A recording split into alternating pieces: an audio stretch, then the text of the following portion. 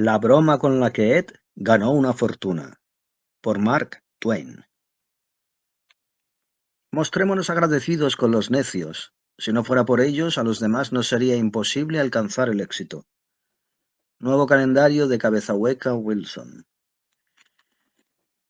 Unos años antes del inicio de la Guerra Civil, parecía que Memphis, Tennessee, iba a convertirse en un magnífico puerto franco para el comercio tabaquero.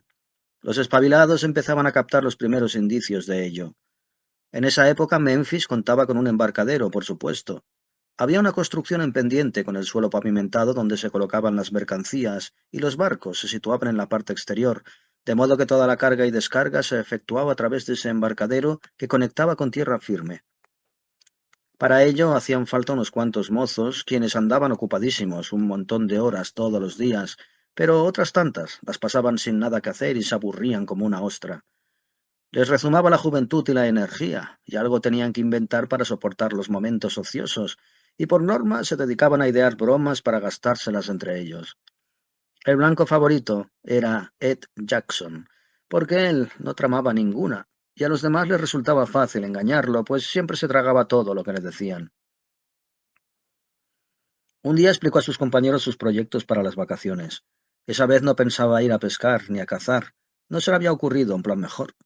Con su salario de $40 al mes había conseguido ahorrar dinero suficiente para sus propósitos y pensaba ir a ver qué tal era Nueva York. Era una idea magnífica y sorprendente. Significaba hacer un viaje, una aventura inmensa. En aquella época significaba ver mundo. Era el equivalente a dar una vuelta en nuestros tiempos. Al principio los otros jóvenes sospechaban que tenía afectadas las facultades mentales, pero cuando descubrieron que hablaba en serio, lo siguiente que pensaron fue en la excelente oportunidad que eso les brindaba para gastarle una broma. Los jóvenes estudiaron la cuestión, luego celebraron una reunión secreta y forjaron un plan. La idea era que uno de los conspiradores diera a Ed una carta de presentación para el comodoro Vanderbilt y lo convenciera para que se la entregara. No le costaría gran cosa, pero ¿qué haría Ed cuando regresara a Memphis? Se trataba de una cuestión delicada. Ed era de natural bondadoso y siempre había reaccionado con paciencia a las bromas, pero hasta el momento se había tratado de inocentadas que no lo humillaban, que no lo avergonzaban, mientras que ésta era cruel. En ese sentido, gastársela significaba jugar con fuego, pues a pesar de su buen corazón, Ed era del sur, y eso se traducía en que en cuanto regresara y pillara a los conspiradores, mataría a tantos como pudiera antes de caer él. Fuera como fuese, debían correr ese riesgo. No era cuestión de desperdiciar una broma semejante. De ese modo, prepararon la carta con sumo cuidado y toda clase de detalles. La firmaba Alfred Fairchild, y estaba redactada en un tono ameno y cordial. Decía que quien la entregaba era íntimo amigo del hijo de quien escribía, que era de buena pasta y tenía un carácter admirable, y rogaba al comodoro que se mostrara amable con el joven forastero por respeto a quien la firmaba. Proseguía diciendo: tal vez usted se haya olvidado de mí en todo este tiempo, pero no le costará evocarme entre las memorias de su infancia, cuando le recuerde que una noche robamos en el huerto del viejo Stevenson, y que mientras el hombre nos perseguía por la carretera, nosotros huimos campo a través y nos vengamos vendiéndole las manzanas a su cocinero a cambio de tantas rosquillas como nos cupiera en el sombrero. Y que una vez, y así seguía y seguía, dando nombres de camaradas imaginarios y explicando con detalle todo tipo de andanzas y travesuras de los años escolares, descabelladas, absurdas y, cómo no, inventadas, pero narradas de forma vívida y clara. Con toda seriedad, le preguntaron a Ed si se avendría a entregarle una carta al comodoro Vanderbilt, el gran millonario. Esperaba que la pregunta dejara atónito al chico, y así fue. ¿Cómo? ¿Conoces a ese hombre extraordinario? Yo no, pero mi padre sí que lo conoce. Fueron juntos a la escuela y, si te parece bien, le escribiré a mi padre y le preguntaré si quiere mandarle una carta. Sé que estará encantado de que se la lleves tú de mi parte. Ed no encontró palabras capaces de expresar su gratitud y satisfacción. Pasaron 3 días y la carta llegó a sus manos. El joven se dispuso a emprender el viaje sin dejar de dar mil gracias mientras les estrechaba la mano a todos para despedirse. Cuando hubo desaparecido, sus camaradas estallaron en grandes carcajadas de puro regocijo, hasta que, más tranquilos, empezaron a mostrarse menos felices, menos contentos, pues de nuevo les asaltaban las viejas dudas sobre la sensatez de cometer un engaño semejante. Cuando Ed llegó a Nueva York, se desplazó hasta la sede empresarial del Comodoro Vanderbilt, y allí lo hicieron pasar a un gran vestíbulo en el que un montón de gente aguardaba con paciencia su turno para que el millonario les concediera una entrevista de 2 minutos en su despacho privado. Un criado le pidió a Ed su tarjeta de visita y éste le entregó la carta en su lugar. Al cabo de un momento acudieron a avisarlo de que podía pasar. Ed encontró al señor Vanderbilt solo con la carta abierta en la mano. Por favor, siéntese, señor. Esto... Jackson. Siéntese, señor Jackson. Por cómo empieza esta carta parece de un amigo. Permítame, le echaré un vistazo. Dice... Dice... ¿Pero quién es? Volvió la hoja y descubrió la firma. Alfred Fairchild. Fairchild. No recuerdo ese nombre, pero da igual. He olvidado un montón de nombres. Dice... Dice... Hmm, hmm. Ajá. Menuda broma. Es espléndido. ¿Qué recuerdos me trae? No son muy claros, desde luego. Hace mucho tiempo de eso. Y los nombres. Algunos me resultan vagos e imprecisos, pero todo esto ocurrió de verdad, no me cabe duda. Algo en mi interior me dice que es así. Dios mío, cómo me reconforta y qué recuerdos de mi juventud lejana. Bueno, bueno. Tengo que volver al trabajo. Los negocios apremian y la gente está esperando. Dejaré el resto para leerlo esta noche en la cama y así volveré a revivir mi juventud. Dele las gracias a Fairchild de mi parte cuando lo vea. Solía llamarlo Ali, me parece. Y dígale que le estoy muy agradecido por lo que esta carta ha supuesto para el alma cansada de un hombre muy trabajado, y que si hay cualquier cosa que pueda hacer por él o por algún amigo suyo, la haré sin dudarlo. En cuanto a usted, joven, considérese mi huésped. Puede alojarse en cualquier hotel de Nueva York. Quédese un rato aquí mientras me ocupo de todas esas personas y luego nos marcharemos a mi casa. Yo me ocuparé de usted, muchacho. Póngase cómodo mientras tanto. Ed estuvo en Nueva York una semana y lo pasó de maravilla. Jamás llegó a sospechar que el Comodoro tenía su vista de lince puesta en él y que todos los días lo evaluaba, lo analizaba, lo ponía a prueba, lo juzgaba. Sí, lo pasó de maravilla y no mandó ni una sola carta a Memphis. 2 veces, haciendo honor a su modestia y su decencia, le propuso al Comodoro poner fin a su visita, pero éste dijo: «No, espere, déjeme hacer a mí. Yo le indicaré cuándo debe marcharse». En aquella época, el Comodoro estaba llevando a cabo algunos de sus magníficos proyectos, tales como conectar tramos sueltos de vías ferroviarias para convertirlos en perfectos sistemas de comunicación, o concentrar negocios mercantiles sin rumbo ni timón para tejer redes comerciales efectivas. Y entre otra cosa, gracias a su gran visión de futuro, había detectado que el punto de convergencia de aquel gran comercio del tabaco del que ya todo el mundo hablaba era Memphis, y había decidido echarle el guante y hacerlo suyo. La semana tocó a su fin y el Comodoro dijo: «Ya puede regresar a su hogar, pero primero hablaremos un poco más sobre ese asunto del tabaco. Ahora le conozco bien. Conozco sus capacidades tanto como usted mismo. Tal vez incluso mejor. Usted comprende todo este tema del tabaco. Comprende qué voy a hacerme con él y también comprende los planes que he estado tejiendo para ello. Lo que quiero es contar con un hombre que conozca mis ideas y que esté cualificado para representarme en Memphis y asumir el mando supremo de ese importante negocio. Y para ello le he designado a usted». «¿A mí?» «Sí. Su salario será alto, desde luego, puesto que me representa a mí.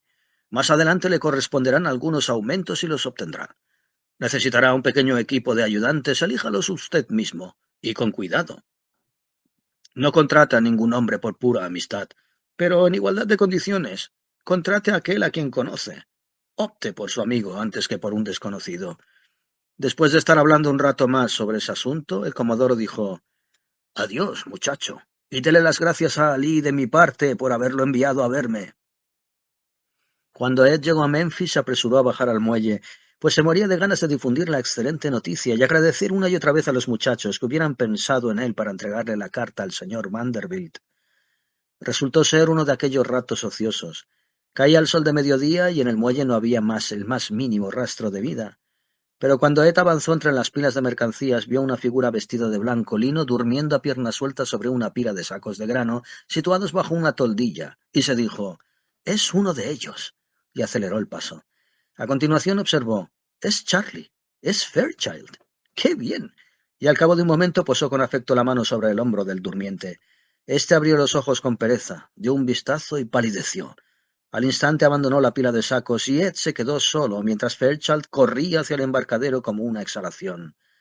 Ed estaba aturdido, estupefacto. ¿Se había vuelto loco Fairchild? ¿Qué explicación podía haber para aquello?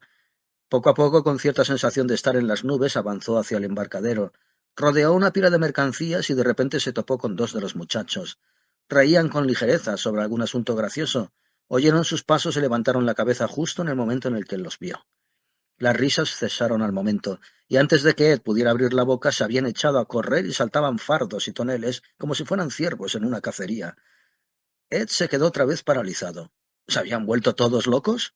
¿A qué podía deberse aquel comportamiento tan extraño? Y así, hablando consigo mismo, llegó al embarcadero y subió a bordo. Todo estaba en silencio, sin un alma. Cruzó el barco, torció para acercarse a la parte que cubría la rueda y oyó un expresivo «¡Dios mío!» y vio una figura menuda vestida de lino blanco que se arrojaba al mar. El joven emergió a la superficie medio atragantado y tosiendo y gritó «¡Lárgate de aquí! ¡Déjame en paz! No fue cosa mía, te lo juro, no fue cosa mía». ¿Qué es lo que no fue cosa tuya? Darte... Me da igual lo que sea, déjalo correr. ¿Por qué todos os comportáis así? ¿Qué os he hecho? Tú... Bueno, tú no has hecho nada, pero... Pues entonces, ¿qué es lo que tenéis contra mí? ¿Por qué me tratáis así? Yo... Esto... ¿Tú no tienes nada contra nosotros? Claro que no. ¿Qué te hace pensar semejante cosa? Tu amor propio. ¿De verdad que no tienes nada contra nosotros? ¿Mi amor propio? Júramelo. No sé de qué diantres me estás hablando, pero te lo juro. ¿Y me darás un apretón de manos? Dios sabe que me alegraré mucho de hacerlo, pero si me muero de ganas de estrecharte la mano. El muchacho que se había arrojado al agua masculló. El muy pillo se olió el pastel y no llegó a entregar la carta. Da igual, no seré yo quien saque el tema. Y salió del agua chorreando con toda la ropa empapada para estrecharle la mano. Uno tras otro, los conspiradores fueron apareciendo con cautela, armados hasta los dientes, captaron el clima de cordialidad y se aventuraron a acercarse y unirse a aquella celebración de amor fraternal. Ante la pregunta de Ed sobre por qué habían actuado de ese modo, todos contestaban con evasivas y fingían que le habían gastado una broma para ver qué hacía. Y era la mejor explicación que habían podido concebir con tan poco tiempo de margen, y cada cual se decía a sí mismo no llegó a entregar la carta y nos ha salido el tiro por la culata, tanto si resulta que se lo ha olido como si somos tan tontos como para descubrirnos y contarlo. A continuación, cómo no, le pidieron que les contara cosas del viaje y Ed dijo, vamos a la cubierta de la sala de calderas y pediremos la bebida, invito yo. Os lo explicaré todo, y esta noche también invito yo. Comeremos ostras y lo pasaremos en grande. Cuando tuvieron las bebidas y hubieron prendido sus cigarrillos, Ed prosiguió. Bueno, cuando le entregué la carta al señor Vanderbilt, por las barbas de Neptuno. Dios santo, qué susto, ¿qué ha pasado? Esto... no, nada, nada. Es que en mi asiento hay un clavo levantado, dijo uno de los chicos. Pero si habéis gritado todos. Bueno, da igual. Cuando le entregué la carta... ¿Pero le entregaste la carta? Y todos se miraron como cuando la gente piensa que debe de estar soñando. Entonces se dispusieron a escuchar, y a medida que Ed se enfrascaba en la historia y les iba relatando maravillas, se quedaron todos mudos del asombro, y su enjundia los dejó boquiabiertos.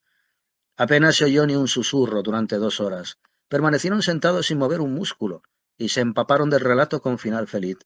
Ed por fin terminó y dijo, «Y todo, os lo debo a vosotros, chicos.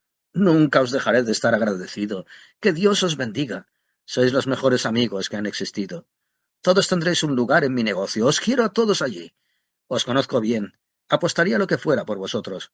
Os gustan las bromas, eso ya lo sé, pero vuestra amistad no tiene precio. Y, Charlie Fairchild, tú serás mi secretario, mi mano derecha, por tu gran capacidad y porque fuiste tú quien me dio la carta, y también como favor a tu padre, que fue quien la escribió, y para complacer al señor Vanderbilt, que así me expresó sus deseos. Y ahora, a la salud de ese gran hombre, bebed.